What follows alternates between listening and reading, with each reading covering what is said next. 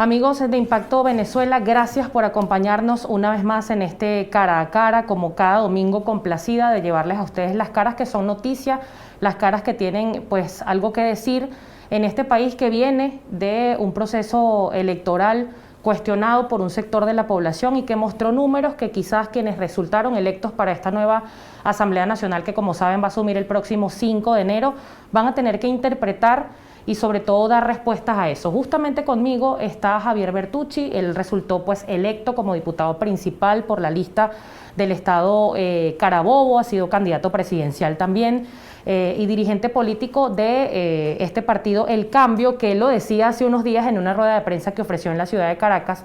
Es un partido nuevo pero que ha crecido y en estas elecciones mostró pues que la movilización dio resultados. Y bueno, diputado, primero felicitarlo por la adjudicación de su cargo y voy a empezar justamente por allí. Eduardo Fernández, también con una amplia trayectoria política en la democracia venezolana, decía el pasado domingo que el venezolano se había expresado, el que votó y el que no votó.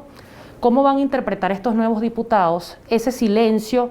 No sé si llamarlo castigo, no, quizás no es un castigo, pero ese silencio que dieron los venezolanos al no creerse identificado o al desconfiar del árbitro electoral y que mostró pues casi un 70% de abstención. Bienvenido. Gracias, Esteni, por la invitación.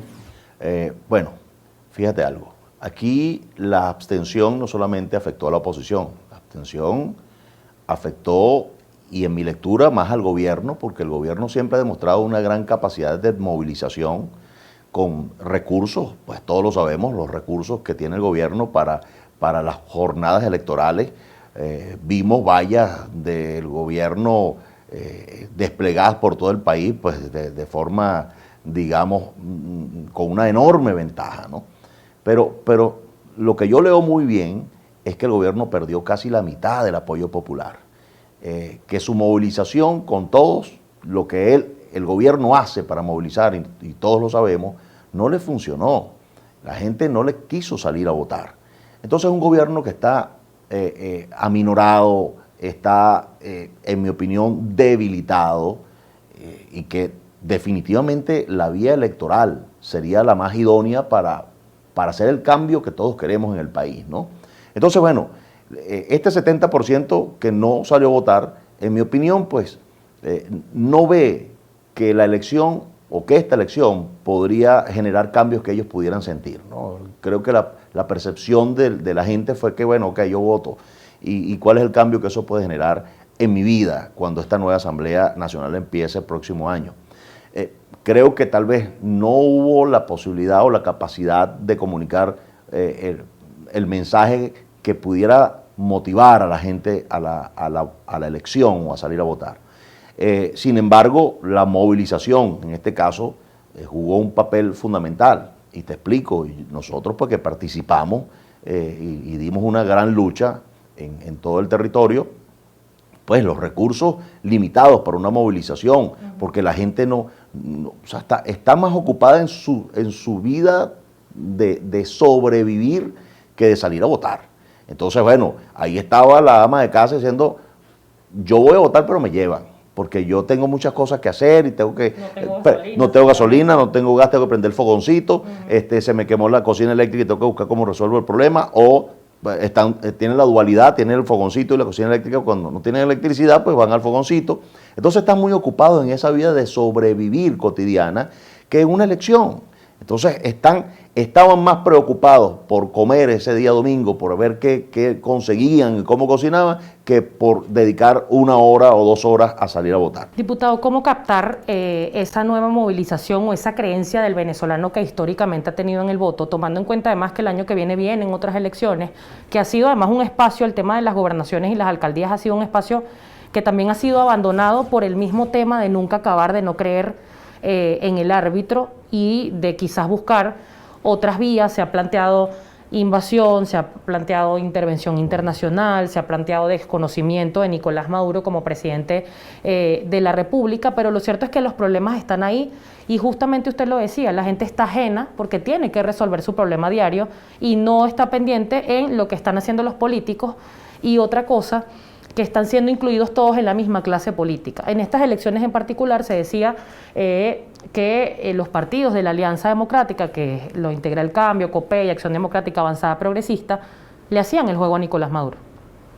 Bueno, ¿cómo romper con eso? Yo creo que la gente debe tener un poco más de criterio en cuanto a estas matrices de opinión o esta matriz de opinión que generan, me imagino que grupos, no sé si pro gobierno o pro oposición radical, no lo sé, pero que finalmente lo que hacen es beneficiar al gobierno. Un gobierno que no ha podido solventar el problema de la gasolina, el problema del gas, el problema de la electricidad, en fin, un gobierno que tiene más del 80% de rechazo. Ganarle una elección sería muy fácil. Entonces la única forma que ganen elecciones es con abstención.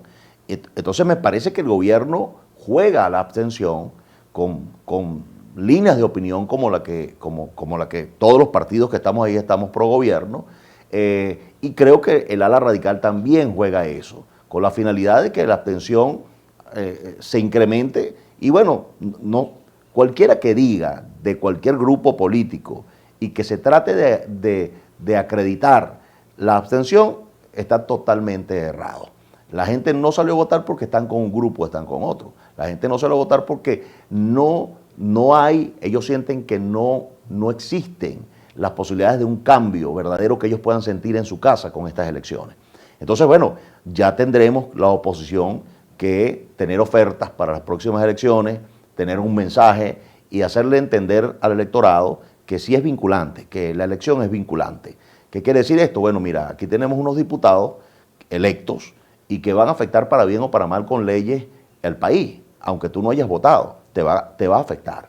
Entonces, bueno, yo espero, como lo he dicho en algunas declaraciones a los diputados del oficialismo, que no se use la Asamblea Nacional para perseguir a nadie. No se use la Asamblea Nacional para hacer más divisiones y sectarismos en el país. Creo que la nueva Asamblea Nacional debe llegar a generar cambios que pueda sentir la gente en su sala, en su casa, en su cocina, ¿no? Entonces, prioridad para mí, prioridad para el cambio, prioridad para los diputados de la Alianza, el asunto del sueldo, de las jubilaciones y las prestaciones de los venezolanos. Tenemos que buscar un mecanismo legal que nos permita anclar el sueldo del venezolano al dólar, no dolarizar, porque es muy complejo, pero sí anclarlo. ¿Qué quiere decir esto? Si se decide al final que van a ser X cantidad de dólares, 50, 30, 100 dólares el sueldo mínimo, bueno, que así como suba, aunque lo va a recibir en bolívares, así como suba el dólar o suba la moneda que finalmente usemos de ancla, así como suba la cotización de esa moneda, suba el salario, la jubilación y la pensión del venezolano. Eso nos permitiría regresarle al venezolano el poder adquisitivo que hoy se le hace agua. Cada vez que se le dice, bueno, se le va a aumentar 200.000 bolívares, pero el dólar aumenta 300, entonces, bueno, ese sueldo se le viene al piso inmediatamente. Eso no pudiera ser interpretado por diputados del PSUV como una propuesta muy capitalista, más allá de que tengamos en Venezuela una dolarización de facto, porque aquí básicamente se maneja es el dólar en la calle para pagar algo básico como una harina de maíz precocido, por poner un ejemplo.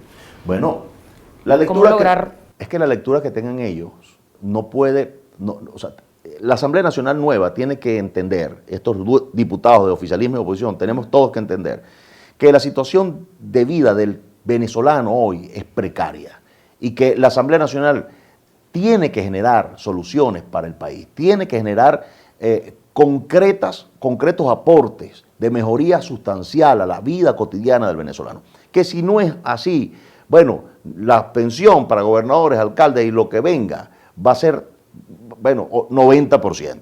Ahora, si la Asamblea Nacional, la nueva Asamblea Nacional, da respuestas como esto, que te estoy hablando del sueldo, como crear una mesa inmediatamente entre oposición y gobierno que nos permita empezar un diálogo abierto con la nueva administración de Estados Unidos y que podamos buscar alguna viabilidad para levantar o para flexibilizar las sanciones que nos permitan hacer ajustes macroeconómicos que finalmente, repito, el venezolano lo pueda sentir en su casa. Eso es fundamental, como es fundamental tratar de todo ese dinero que supuestamente está retenido y que están cerca de los 30.000 millones de dólares afuera del país, ¿por qué no O sea, ¿por qué no? Vamos a proponer crear un fondo social donde este dinero sea administrado por una empresa internacional, una ONG sólida, una organización con mucho currículo que pueda administrar ese dinero y que lo puede ser verificable en la Contraloría. Exacto. Para evitar lo que se ha dicho que roban de un lado y roban del otro. Exactamente, entonces, y que se ejecute a nivel de distribución, se ejecute por ONGs del país que no tengan nada que ver con el gobierno, para eliminar ese sectarismo que utiliza el gobierno al repartir una bolsa de comida o una ayuda a una familia, y que de esta manera se dignifique al venezolano que necesita una ayuda, pero que esa ayuda no pase por humillarlo, que tienes que sacar un carneo, tienes que pertenecer a la tolda política que te está ayudando.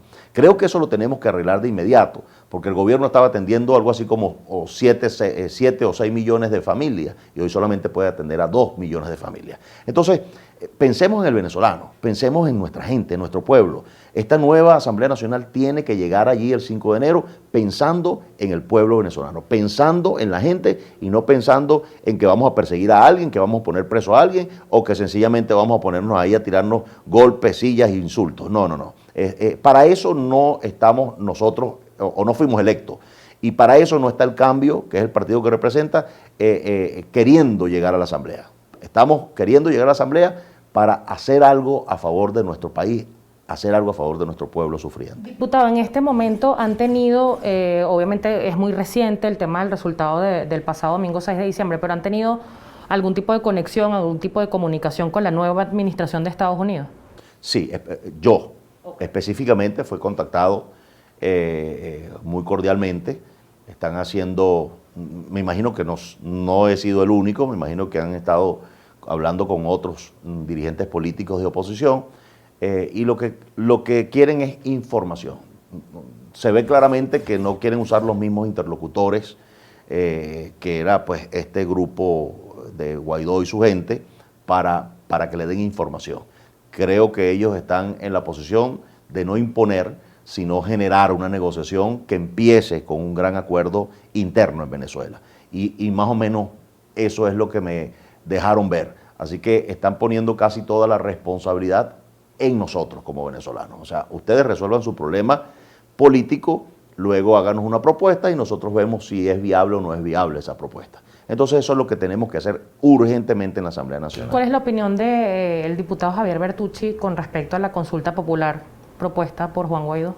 Mira, el que quiera participar en la consulta no tiene ningún problema. Yo digo que si quiere participar, que participe. El asunto es que la consulta no es vinculante, no tiene ninguna capacidad de afectar la vida cotidiana del venezolano, no tiene ninguna. Ya hicimos una consulta hace algún tiempo atrás, entonces, bueno, esa consulta se hizo. Otra consulta más. O sea, ¿qué le vas a preguntar a la gente? ¿Quiere que salga Nicolás Maduro? 82% quiere salir de Nicolás Maduro. Que no le llega el gas, a la mayoría del país no le llega el gas. O sea, digo, no son las preguntas, la segunda que usé no es la pregunta de la consulta, pero en cualquier caso es algo como eso.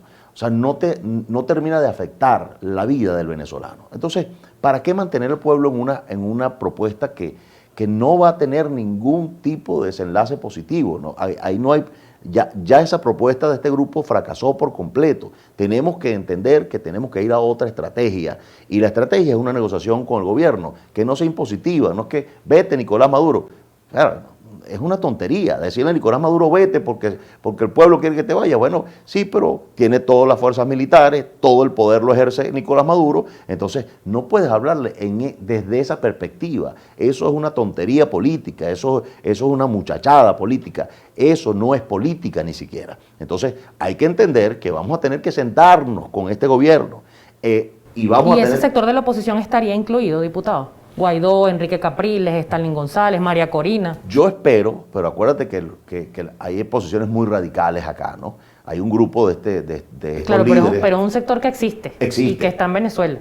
Le invitamos a participar, así como cuando yo soy parte de la Mesa de Diálogo Nacional. Y siempre hemos invitado abiertamente a participar a todos estos grupos de la oposición, pero ellos tienen su propia agenda y nosotros hemos sido cordiales para invitarlos a ellos. Ellos nunca nos han invitado a ninguno de nosotros a sus estrategias o a sus propuestas o a sus formas de pensar o de dialogar para ver cómo salimos del conflicto, ¿no? Entonces, creo que nos va a tocar en algún momento, sentarnos y con todas las posiciones radicales o no que tengamos en el arco iris de la oposición, o en los matices de la oposición, entender que no importando, no en esa ocasión, no importando la forma o estructura de pensamiento que tú tengas acerca de cómo vamos a sacar a Nicolás Maduro, el asunto es cómo él pueda permitir salir. Y eso es una gran verdad. Eso es como cuando, bueno, un ejemplo que te puedo dar, que yo soy del campo, y bueno, a veces se nos metía una vaca monstruosa, grandísima, dentro de la casa. Entonces, bueno, yo le gritaba, tenía 15 años, 14 años, le gritaba a la vaca salte, la vaca plantada en el centro de la sala de la casa. Mi abuela le hacía ruido, y yo parado ahí me daba cuenta que si trataba de empujar la vaca por la fuerza, no iba a moverla. Entonces, bueno, teníamos que buscar mecanismos para que la vaca cooperara. Y finalmente la vaca, bueno, con la cooperación, con el gritico, con un poquito de maíz poniéndole adelante para que la vaca viera la comida y caminara. Bueno, con una estrategia concertada entre todos, que en la casa todos teníamos formas de pensar de cómo sacar la vaca. Mi abuela decía que había que darle con un rejo, yo decía que hay que gritarle, mi otra abuela decía que no, que había que darle tiempo, y otro decía que hay que darle comida. Entre todos llegamos al acuerdo de lo que funcionara. Y todo, al final, lo que iba a funcionar, tenía que tener la cooperación de la vaca. Es decir, al final, la vaca decidía y decía, ok, me voy a salir de la casa, pero bueno, quiero comida, no me pegue con el rejo y no me griten, y yo salgo. O sea, finalmente la decisión de cómo salía no pasaba por los 4 que estábamos dentro de la casa, sino que pasaba por la enorme vaca que estaba plantada en el centro de la casa. Es un ejemplo trivial, jocoso, pero así estamos en el país. Maduro no es un tipo débil, Maduro no es un tipo que no tiene apoyo popular, tiene apoyo militar, tiene apoyo de naciones que son naciones grandes, poderosas, como China, como Rusia. Entonces, no es lo que nos han vendido o lo que han querido vender, que Maduro está débil, que Maduro ya se va, que Maduro no, hombre, Maduro está, es más, todas las sanciones y todo lo que ha pasado en estos últimos 2 años ha cohesionado al gobierno, lo han unido, habían fracturas entre ellos y se unieron, porque bueno, están unidos en un solo propósito. No, esta gente no nos puede sacar para ponernos presos, para matarnos, para perseguirnos por todo el mundo. Entonces, es una negociación compleja. Nadie puede engañar aquí al pueblo o seguir engañando al pueblo venezolano. Y esta negociación compleja tiene que pasar por una aprobación. Cuando digo aprobación, es que esté de acuerdo con esa negociación de Maduro y el gobierno nacional. Y de esa manera poder plantearla a Estados Unidos y decir, bueno, mira, vamos a usar, por darte un ejemplo, el revocatorio que está enmarcado en nuestra Constitución, vamos a darle marco legal desde la Asamblea Nacional, paso 1, paso 2, paso 3, paso 4, hasta las elecciones de revocatorio, y bueno, y que Maduro y su gobierno acepten que se les realice el referéndum revocatorio con todas las garantías, observación y todo lo que Estados Unidos puede decir, ok, yo apruebo esto, yo apoyo esto, flexibilizo, hagan esto de esta forma, pero nosotros queremos ver que el resultado sea la voluntad de la mayoría y no una manipulación de ventajismo, una manipulación de amenazas, de chantaje. Si el gobierno acepta finalmente esas condiciones, entonces, bueno, el revocatorio puede ser realizado de la forma más transparente. Y en mi opinión personal, creo que no perdemos de ninguna forma. Creo que se le revocaría el mandato a Nicolás Maduro y bueno, y pasaría porque la nueva elección presidencial sería convocada con un candidato del PSUV que ni siquiera puede ser Nicolás Maduro. Entonces, se cumplirían todas las exigencias de alguna forma que se hacen para unas elecciones presidenciales, enmarcadas en una constitución y llevada a cabo bajo una negociación y, por supuesto, esto es realizable. Esto es posible hacerlo. Lo demás no es posible hacerlo. Le agradezco mucho, diputado, su tiempo. Lamentablemente quedaron temas pendientes que conversar, pero ojalá tengamos otra oportunidad para conversar. Nos acompañó este domingo en este Cara a Cara de Impacto Venezuela Javier Bertucci, diputado electo el pasado 6 de diciembre por el estado Carabobo. Recuerde seguirnos a través de nuestras redes sociales. Sus redes, diputado, antes de despedirnos para que la gente lo siga. Javier Bertucci, @ en Twitter, jbertucci77 en Instagram.